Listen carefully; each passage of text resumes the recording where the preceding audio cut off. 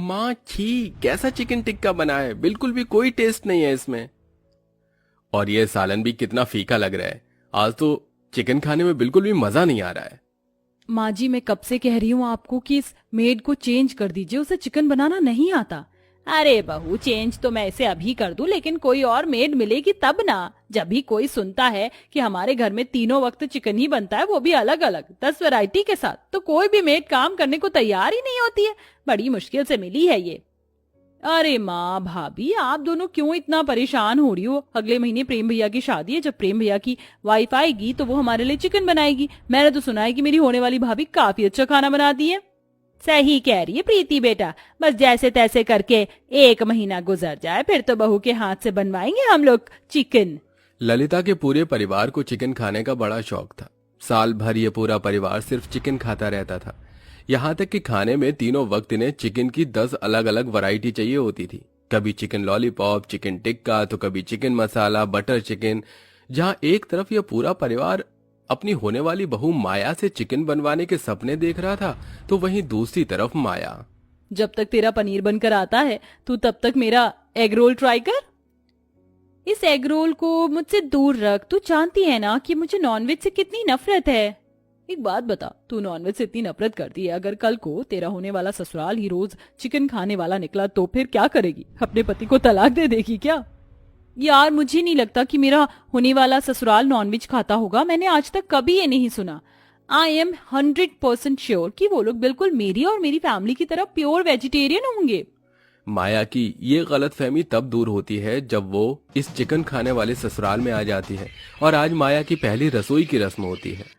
माया बहू, तुम अपनी पहली रसोई का खाना बनाने के लिए जा रही हो, लेकिन थोड़ी देर के लिए रुक जाओ। अभी प्रेम और जगन मुर्गा ला रहे हैं, उनके आने के बाद तुम आराम से अपनी रसोई की तैयारी करना।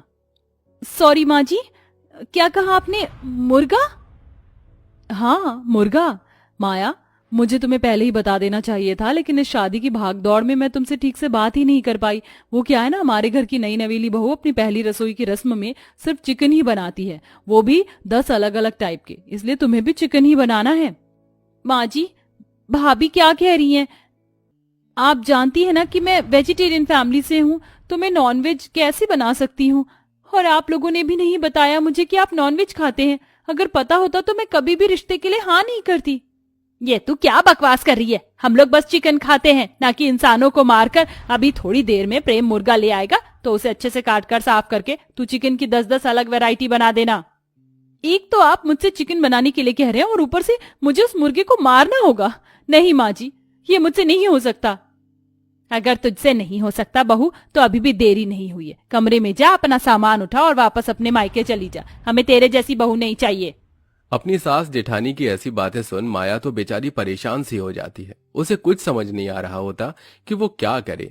थोड़ी देर में प्रेम माया को एक मुर्गा लाकर दे देता है, जिसे देख माया। मैंने तो आज तक किसी चींटी तक को नहीं मारा, इस मुर्गे को कैसे मार सकती हूँ? अब मैं क्या करूँ? अगर इस मुर्गे को मैंने नहीं मारा तो माँ जी मुझे घर से निकाल देंगी, और अगर मार दिया तो मैं कभी अपने आप को माफ नहीं कर पाऊंगी। माया जैसे उस मुर्गे को मारने के लिए चाकू उठाती है, तो उस बेचारी के हाथ कपकपाने लगते हैं। लेकिन बेचारी माया के पास उस मुर्गे को मारने के अलावा और कोई रास्ता नहीं था। माया उस मुर्गे को पकड़ती है और अपनी आंखें बंद कर चाकू से उस मुर्गे को मार देती है, और बड़ी मुश्किल से उस मुर्गे को साफ कर अलग अलग 10 तरह के चिकन बनाने लगती है। कितनी बदबू आ रही है इसके अंदर से। ये लोग इंसान है या कोई शैतान? कहाँ फंस गई मैं? माया के हाथ से बने हुए चिकन को खाकर माया के ससुराल वाले काफी ज्यादा खुश होते हैं। भाभी, ये चिकन कोरमा तो बड़ा ही लाजवाब बना है, मजा आ गया खाकर।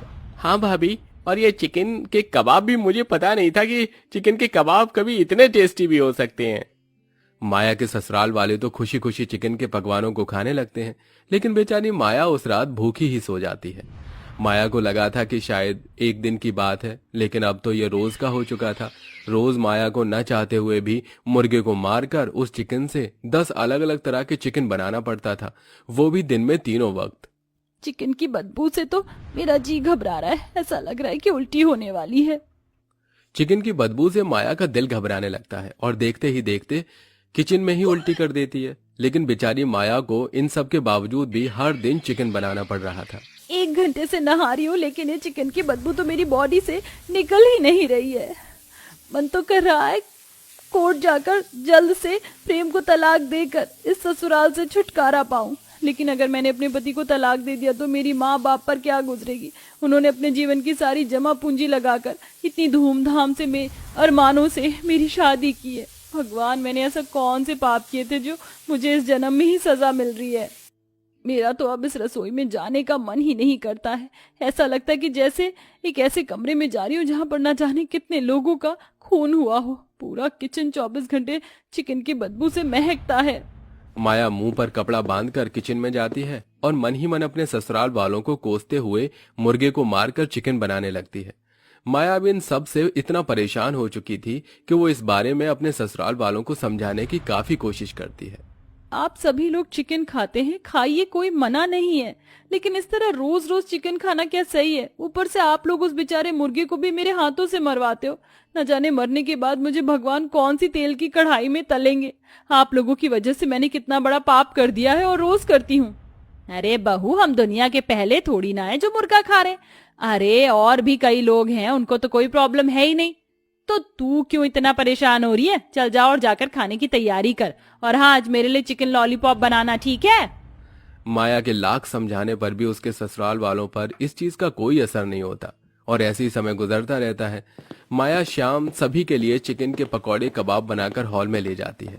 पूरा परिवार टीवी देखते हुए चिकन कबाब और पकौड़ों का लुत्फ उठा रहे होते हैं कि तभी टीवी पर एक न्यूज आती है। आज फिर पुलिस ने 4 इलीगल फैक्ट्री पर ताला लगाया। सूत्रों के मुताबिक इन फैक्ट्री में काम करने वाले लोग जंगलों से शेर, चीते, टाइगर, भालू जैसे जानवरों की खाल की जैकेट, बूट्स, बैग्स जैसी चीज बनाया करते थे। एक सर्वे के अकॉर्डिंग हमें पता चला है कि जिस तरह से हमारे देश में जानवरों की खाल के ये लेदर के सामान बनाए जा रहे हैं, अगर इस तरह ये काम जारी रहा तो एक समय ऐसा आएगा कि हमारे देश में कोई भी जानवर नहीं बचेगा। उस टीवी एंकर की बात सुन और न्यूज देख सभी को काफी ज्यादा बुरा लगता है। कैसे कैसे लोग हैं, आखिरकार क्या मिलता है मासूम जानवरों को मारकर इन लोगों को। अगर मेरा बस चले तो मैं तो कभी भी किसी जानवर को किसी के नुकसान न पहुंचाने दूं।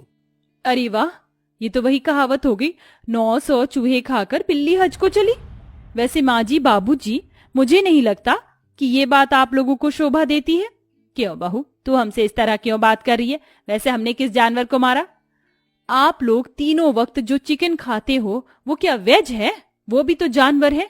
आप लोगों ने सोचा है कि जब हम उस बेचारे मुर्गे को मारते हैं तो उसे कितना दर्द होता होगा? वो अपने सामने अपनी मौत को देखकर कितना घबरा रहा होता है। लेकिन नहीं, आप जैसे लोगों को तो बस अपने टेस्ट की पड़ी है।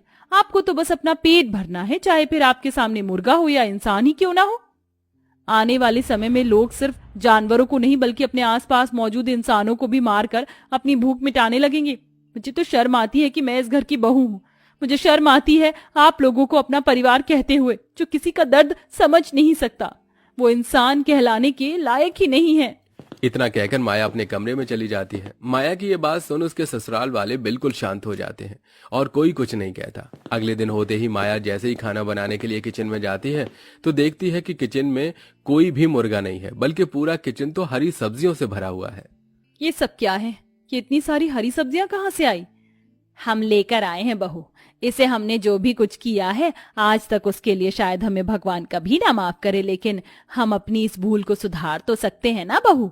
कल तेरी कभी बात से हमें हमारी गलती का एहसास हो गया, इसलिए अब से हम लोग कभी भी नॉनवेज नहीं खाएंगे। इतने साल से हम चिकन खाते आ रहे हैं तो एकदम से छोड़ना हमारे लिए इतना आसान नहीं है, लेकिन हम वादा करते हैं हम जल्द से जल्द अपनी ये बुरी आदत को छोड़ देंगे।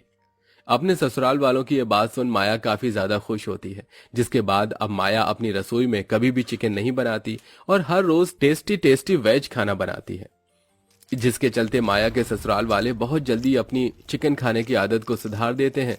पूरा ससुराल प्योर वेजिटेरियन बन जाता है। दोस्तों, क्या आप भी नॉन वेजिटेरियन हैं? तो आपको चिकन की कौन सी डिश खाना सबसे ज्यादा पसंद है? उस डिश का नाम हमें कमेंट करके जरूर बताएं।